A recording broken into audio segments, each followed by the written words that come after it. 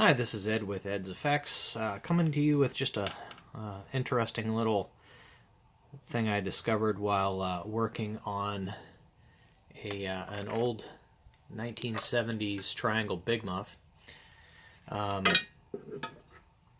where I finally traced the problem down to a bad transistor, and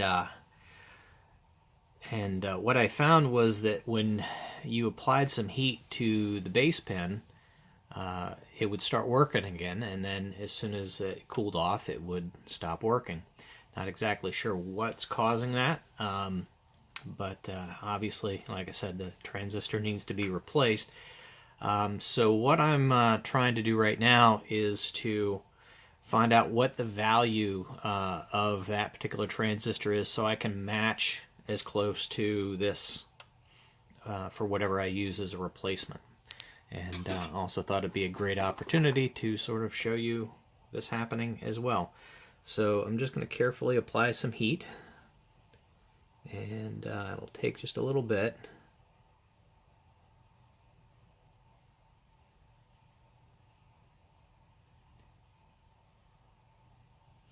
And just make sure there's no overheating it.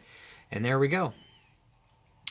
So we got about 254. I had to think about 260 at one point, but this seems to be 254, about the most consistent. And as you see now, as it's cooling off, it goes back to 0. So there you go. Just an interesting little find.